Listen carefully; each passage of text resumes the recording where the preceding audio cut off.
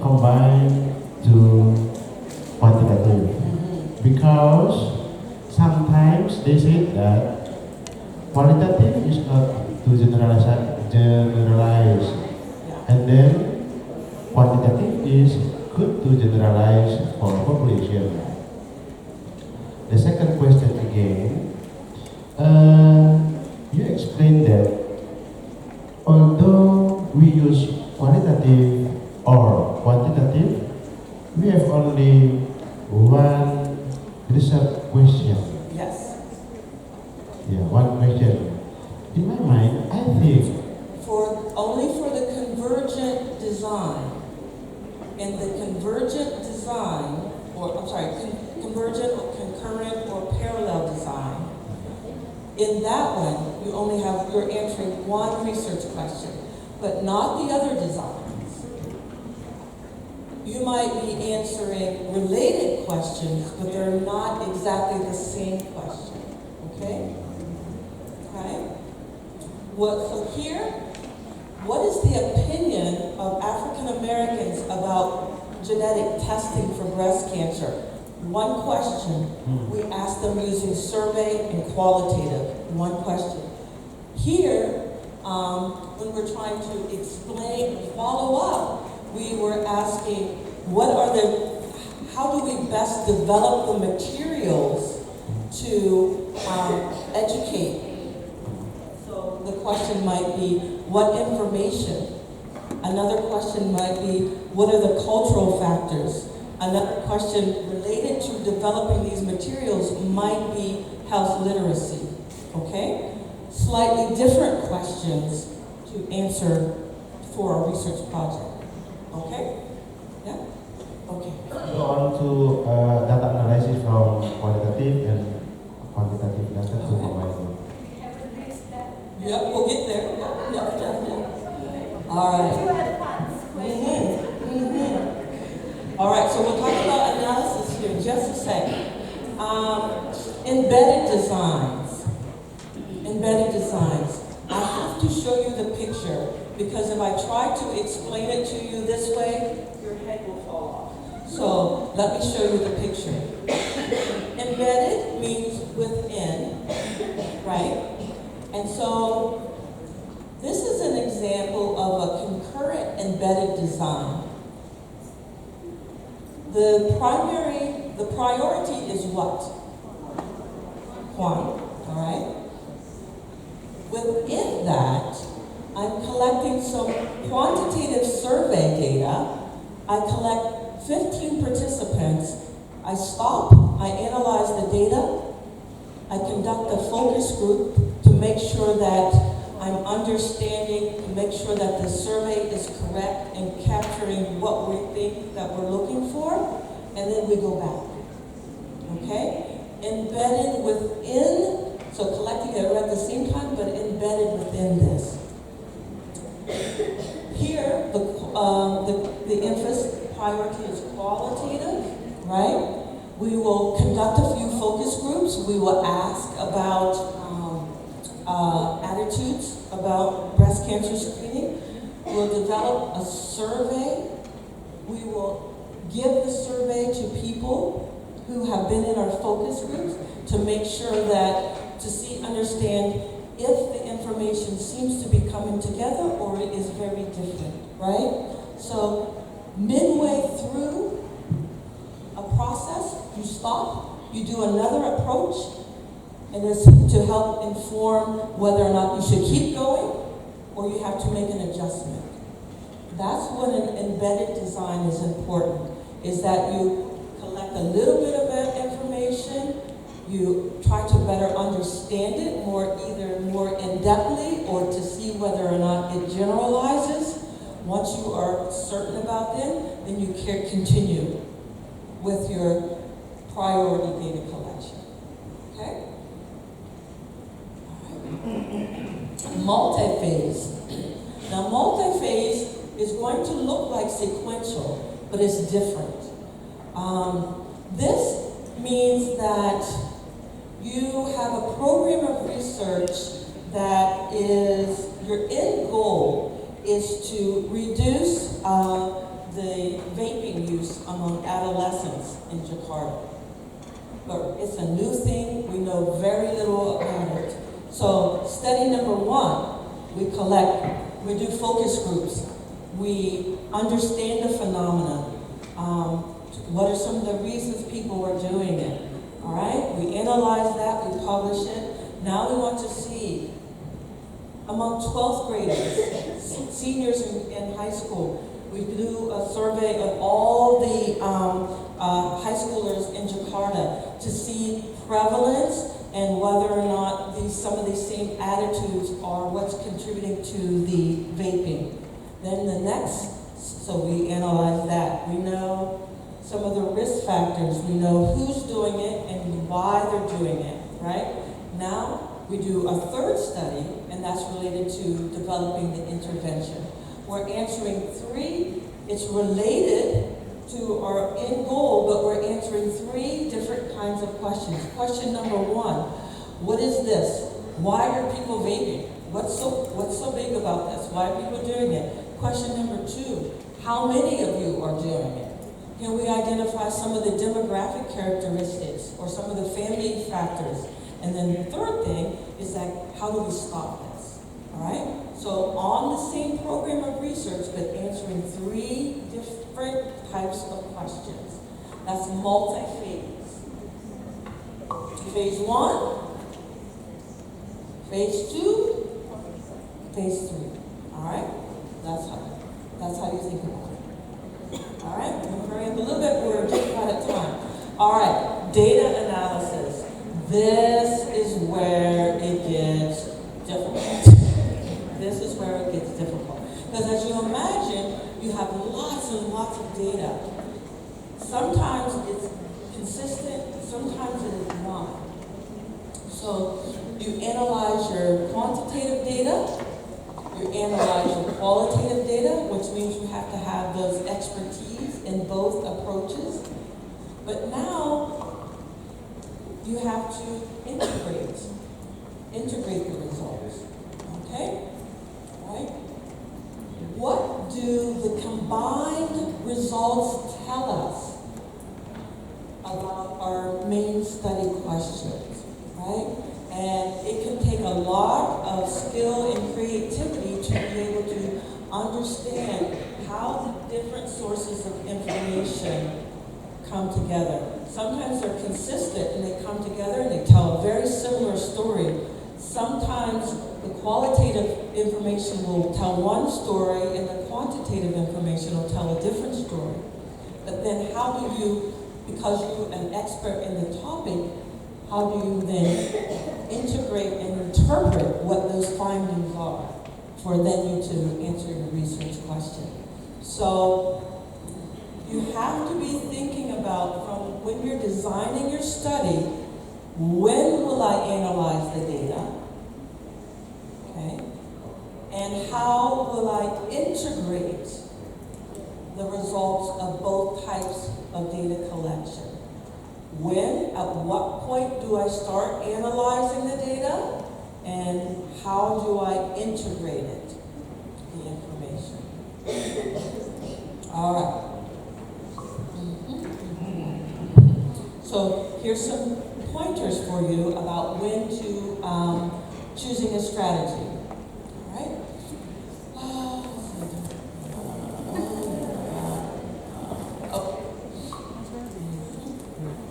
So when do we integrate? So concurrent at data collection right away. Concurrent, you're analyzing and you're integrating the information at the exact same time. So sequential, you are analyzing the data twice at data analysis, right? And then at data interpretation. Why is that too? At data analysis, you have data analysis for qualitative and quantitative, right? So after you do that, but then you have to interpret the combined information. And then, so finally then, sequential, some combination of these approaches, right? So, what are some of the pros and cons. This is just meant to be an overview. Some of the pros and cons. Pros, it allows you to overcome some of the weaknesses of each of the different types of approaches, gives you more power in terms of answering questions, okay? Allows you to look at a question from multiple perspectives. But there are lots of downsides. It's very time consuming, very, very, very time consuming. You have to be an expert in both types, or you have to have a collaborator who is an expert in the either qualitative or quantitative. So your team, either you or your team has to have expertise in both types of approaches. Right? It's a lot of data. Qualitative, it's just a lot of data. But like I said, there's a richness to it that you just can't get from each of the other approaches. So, because more and more people are doing mixed methods without a lot of training, the National Institutes of Health have put together a document that outlines some of the best practices for mixed methods researchers in the health sciences. So this is something you're really interested in. This is a document that will be helpful to you, but there are also many others. Okay? What this document says, essentially, is that if you're going to conduct a mixed methods research project, these are the criteria that you must follow. The first is that you have to give a justification for using a mixed methods approach. You can't just do it. You have to say, this research question requires a mixed methods framework for this reason and this reason. So you have to justify why you're doing it. You have to describe the overall design that you will be using in terms of your purpose, priority, and sequence of the methods that you use. You have to describe both types of data collection in terms of the recruitment, your sampling, your data collection approaches, and your data collection analysis. Usually when you're reading a mixed method section, you can tell where the person has the most strength. If they're a quantitative researcher, all the details, and then they say, oh yeah, and then we did some focus groups, right? Have to have the clear methods and procedures so that we can evaluate how rigorously, how well both types of the study was done. Describe where the integration of the data, when it happened and how, and then the limitations and insights. So when I, as a reviewer, I'm asked to evaluate a study for a journal, I go back to this document and make sure that I find all this information. Okay? Here is a tool, a critical appraisal tool, that can be very helpful in helping you to understand how I got all the information there. Right? And we'll make these slides available for you afterwards. So you can take pictures or we'll make it available for you. But this tells you the main things that have to be in your method section, right? And you can use it to guide your own research planning, or you can use it to evaluate whether or not an article you're reading is of high quality or not. Okay? That's something that we are focusing on graduates in PhD program, right? Is the critical appraisal of the data. So, I know we've covered a lot of territory in a relatively short amount of time. There are lots of questions, I know. We've got about 25 more minutes to talk. So if you have any questions that you want to get into?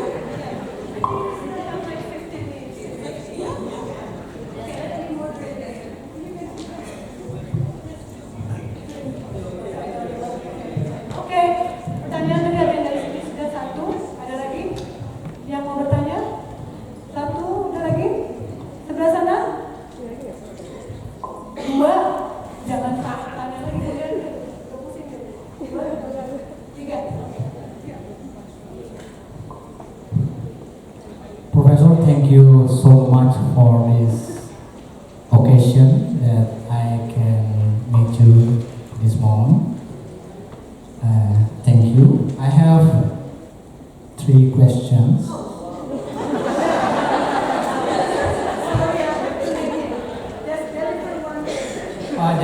yeah. I think my important question that I need to ask you. That this is my very important question that I need to ask you. I hope I have the best answer. So my question is it okay or is it allowed for me that I can borrow some original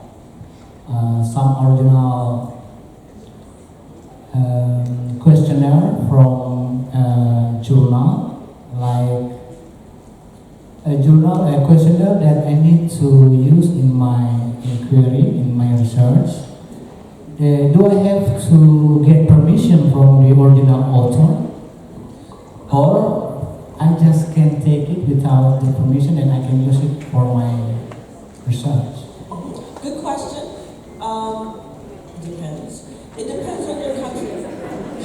In the United States, I can clarify and specify my question so I can get a real specific well, let answer. me just go a little bit further. If it's published. Yes, it is published. If it's published in the United States, we are free to use that survey. We have to cite and give credit to who developed the survey. I know in Thailand, the students, if it's public domain or not, they must write for permission. So there seem to be some country differences in terms of whether or not it's appropriate to use with permission or without permission.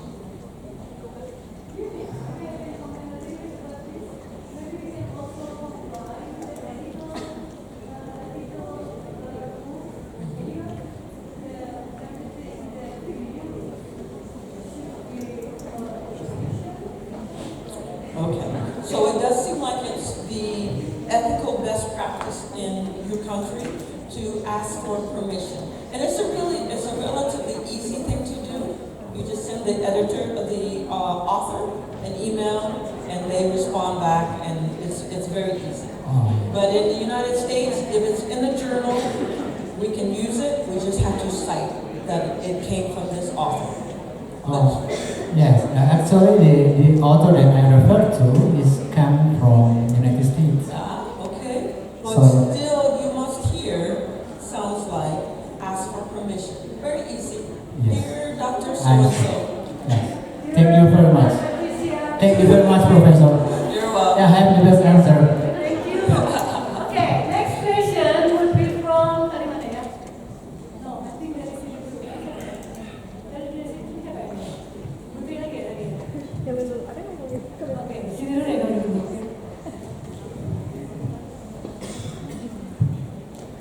Thank you for the opportunity. I have just 2 questions. Is that okay? Okay.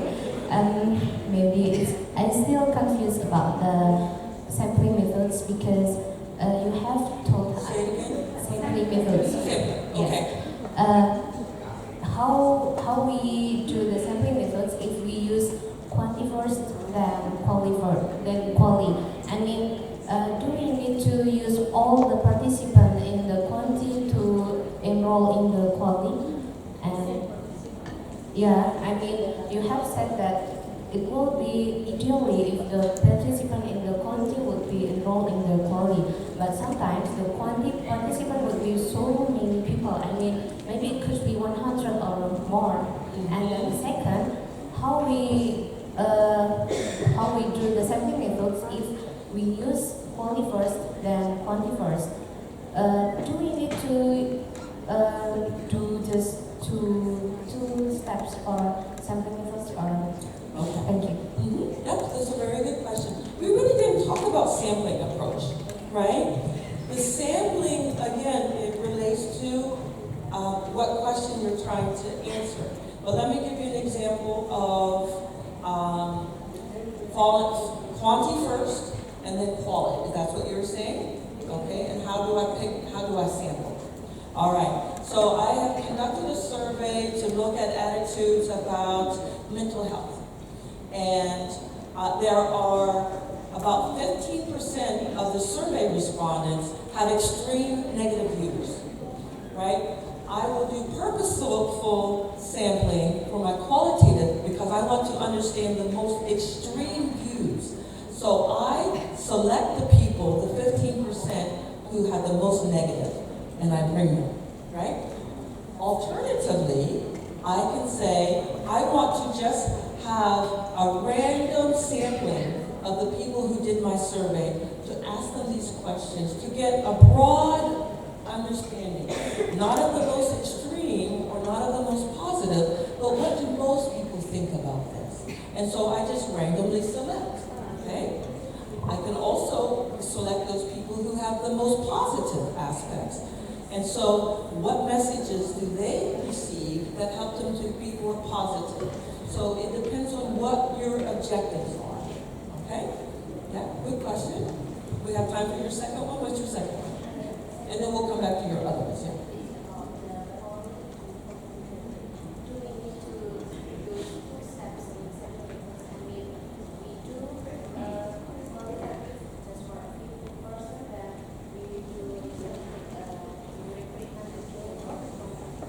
Okay, so the question is, if you start with quality, do you then need another sampling and recruitment strategy for your quantity? In most cases, yes. If you are looking to first understand quality, exploratory, and then you want to develop your survey and collect a large survey, then you want them to be new people and you're looking for explanatory. What are some of the relationships? In most cases, you want to have what we call naive or novice people. That means they did not participate in the prior phase. Unless you're wanting to, let's go back to our example of those people who we identified as having the most negative attitudes. All right? We conducted our quantity first, and then quality, then quality. Okay, so we recruited people, new study, who have very bad attitudes about mental illness. All right. We then developed some messages about how to give more positive, how to counter negative attitudes. We developed an intervention. Now, we might want to bring those same people to come back to us to say, did we understand what you're saying? Does this address some of the concerns that you have? So we might want to have those people who are the experts in that attitude to give us some information about our intervention or our educational campaign. But then we now want to go to novice, whether it's quality or quantity, all right? The only time you use the same group is if you're trying to get at a cultural perspective or a particular viewpoint. They have given you information about how to develop something. You want to say, did we get this right? Is this kind of what we were telling you? But then you have to go out and test it or survey it with a very different people, okay? So in those occasions, you will use the same people, quality, quantity, quality, but then you have to get a naive or a brand new sample, okay? So that's multi-phase stuff, okay? Okay, thank you. Okay, I think that will be the last question because it's already 5:20. Okay. Satu lagi dong, kamu saya. Putri ya.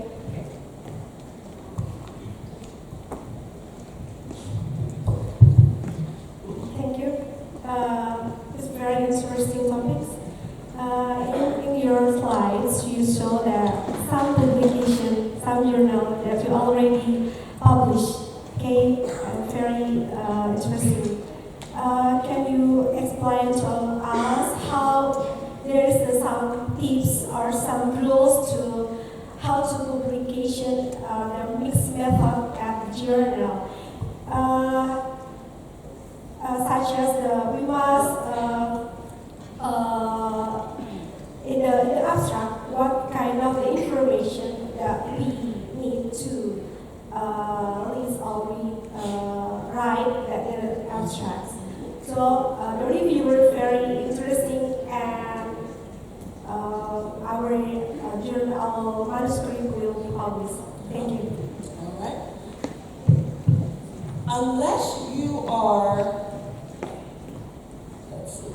Unless you are following these best practices and this type of checklist, I would not say I'm doing mixed methods. In the past, before there was a lot of expertise about mixed methods, someone like me, who's mostly a quantitative researcher, could get away with saying, I'm doing mixed methods. But as we found out, mixed methods is something very different. You have to explain in the beginning, why is this a mixed methods research question? What's the design, priority, sequence, integration? All that has to be spelled out very, very carefully. And then they will bring in a mixed methods researcher who will look and to see if you followed all the rules, right? There will be some of you who will become true mixed methods researchers, and then there will be the rest of us, probably, who will use both approaches and still publish our work. My point in that is saying, unless you follow every single rule, I would be very careful in calling it mixed methods, because now, just like with the randomized clinical trial, RCT, you have to be extremely rigorous. Now that doesn't mean that you should not do it. It just means that you have to be careful about how you characterize it. If it truly is mixed methods, then yes, describe it as a mixed method research, and then give all the appropriate details to demonstrate that you have conducted very rigorous mixed methods. But if you have just two sources of data, one qualitative and one quantitative, I would just call it a multi-phase study. Phase 1, qualitative focus groups, blah, blah, blah. Phase 2, right? So the question, why am I giving that advice? Because the question was about publication. Depending on the journal, depending on the editor, depending on the reviewers, it could be extremely rigorous process to get published mixed method study, right? So unless you have done that, I would just say multi-phase study using qualitative, quantitative approaches, right? That answer? So in your abstract, if you're doing mixed methods, this mixed methods study design used prioritized qualitative and quantitative. It was embedded concurrent design that was blah, blah, blah, blah, blah, right? You know?